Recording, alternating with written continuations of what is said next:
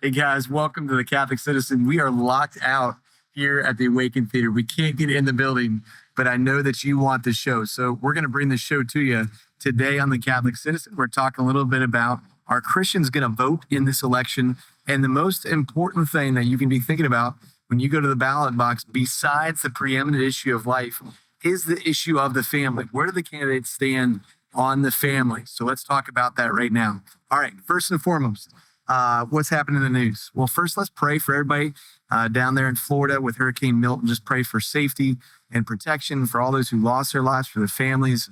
I mean, these are two terrible hurricanes that the United States just experienced. So got to continue to pray for folks kind of around the globe. Secondly, though, I don't know if you saw from Real Politico, but J.D. Vance just came out and he was asked about the 2016 promise that Trump made to defund Planned Parenthood. He was asked if the Trump administration would stick to that promise. And J.D. Vance said that they would in this next administration, that the U.S. taxpayer dollars should not be going to fund abortions. That's really, really good news. The third story I just wanted to cover very briefly, George Barna out of Arizona Christian University just came out with a new poll. He said that 41 million Christians in this election are not going to vote. 41 million Christians. That could sway the election very easily one way or another. Don't know exactly why they're not planning to vote, but folks, we have to be engaged in this election, particularly on the issue of life, on the issue of marriage and family, which we'll talk about in just a second.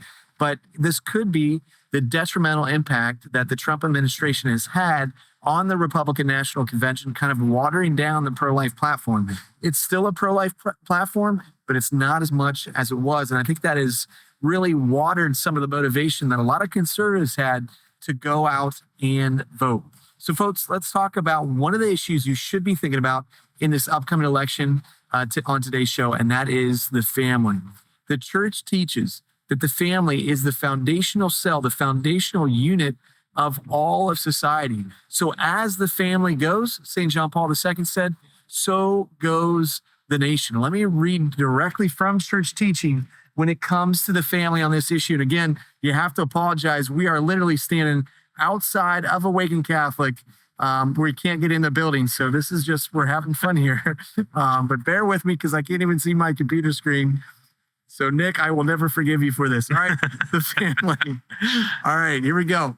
The family. This is right from the United States Conference Faithful Citizen document.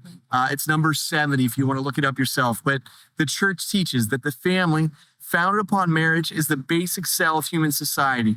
The role, responsibilities, and needs of families should be central national priorities. Central national priorities. What affects the family? Marriage must be defined, recognized, and protected as a lifelong exclusive commitment between a man and a woman, and as the source of the next generation and the protective haven for children. So marriage must be defined, according to the church, as between a man and a woman.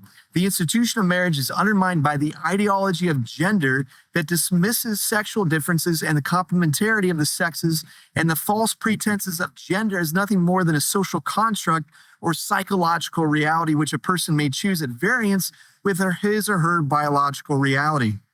So as Pope Francis has taught, the removal of sexual difference creates a problem, not a solution.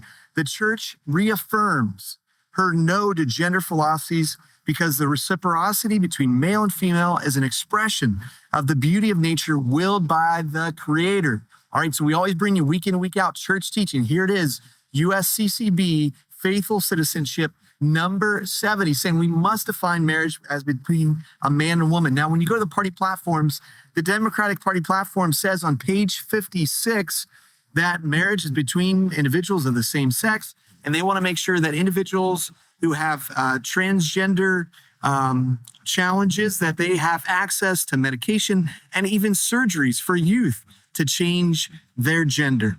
The Republican Party platform, page 20, affirms the sanctity of marriage, the blessings of childhood, promises to end left-wing gender insanity by keeping men out of women's sports and banning taxpayer funding for sex change surgeries, especially for minors.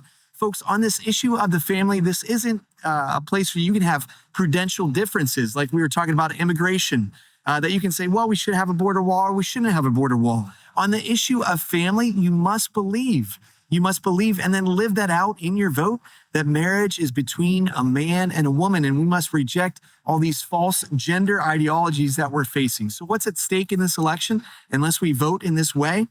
Well, are our representatives in the next administration, are they going to pursue and push for the greater role of the father?